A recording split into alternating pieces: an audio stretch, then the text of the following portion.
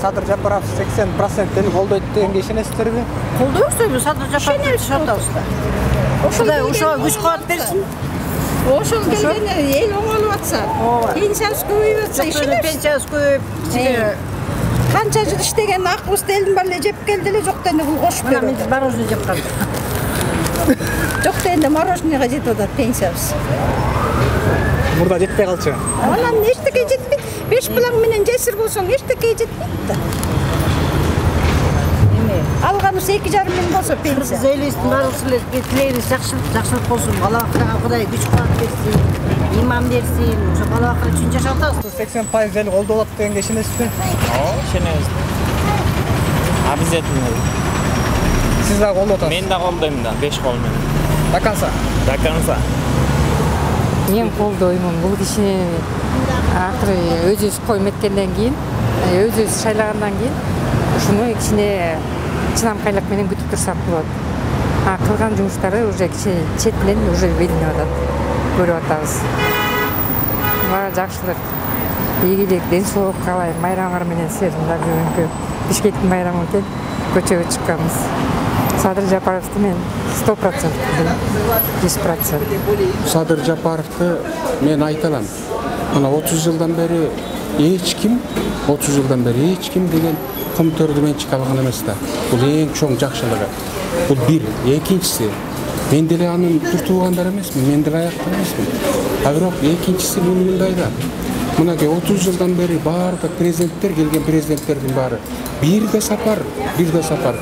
Жерди кызыл китебин берген эмес. Бул Жатыр Сапаровдун эрдиги деп койсок болот. Эми үчүнчүсү, мисалы үчүн мен Баккен областында иштеп келгем. Айыл чарба тармагындачы.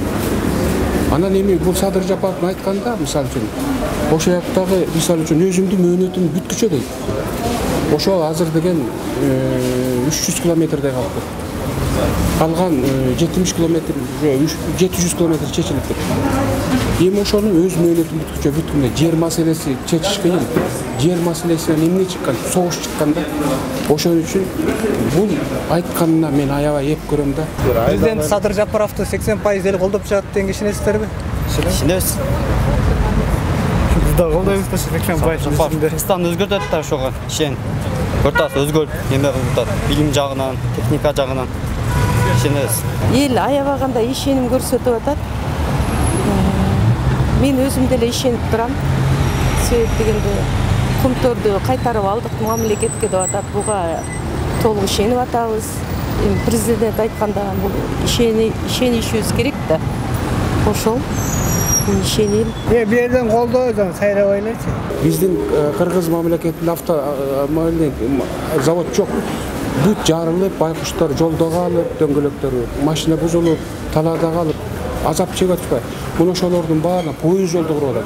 Муну эч кале курмак. Бирок деген эми мына коррупция Кыргыз мамлекетинде эң катуу өнүккөн да. Эми ошолордун баарын ооздуктап атат. Президент Садыр Жапаровго 80% эл колдойт деген ишенесизби? Ишенем. Анткени ошончолук Садыр Жапаров иштеп атат, элдердин бүт маанайы жакшы. Мен колдойм. Ишенем мен Кыргызстандын өнүгүшүнө бардык нерсе ордуна келишине ишенем. Ишенем. Молодец, иштеп атат.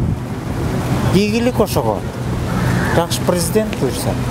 Ишенем, эми өз жүрөгүнөн эл үчүн, Кыргызстан үчүн болгон күчүн жумшап, коррупцияга каршы иштерди ачык айкын алып барды. Буга эл ыраазы, Кыргызстан эли ыраазы. Ошон үчүн мен туура деп тастыктайм. Ичинде жылыштар бар да, мындай. Жалпы айтканда. Жөнөкөй нерсе, мисалы өкмөт ак үйдүн эмес забор жок. Забордор алып атат, элдер кенен ары бери басып атат. Эми ары бери деген эмеге доступ бар да. Коркунуч жок. Ачык. Анын буйруган көрөсүз да. Адам баласы чыган адамдарды эч ким жакшы көрбөйт. Мисалы үчүн бул Камчыбек Ташиев дагы Садыр Жапаров эмнеси менен жаман көрүнүп атат. Бул болбогон эле, мисалы үчүн 0,5% эле булар жаманат, себеби 0,5 кимдер? Бул коррупционерлер, аларды кустуруп атат. Алардын баарын жазалап атат. Ошон үчүн аларга жакпайт. Алардын баягы илик-жиликтери, жакшы, жакын туугандары ошолор колдобойт. 0,5% колдобойт. Калганы булар 80 эмес, 90%. Мисалы үчүн ачык айтып коеюн, мен деле эч ким эмес бирок мындай балдардын келгендерине туура. Мен буларды өмүрүм өткүчө колдойм. Даже бул өзүнүн эле мөөнөтүнө турбай, керек болсо 3 мөөнөткө, 4 мөөнөткө туруш керек мындай жигиттер, азаматтарчы. Анан буларды тигиндей, анан мындай деп, анан тетияктагылар мындай кылып атат деп болбойт.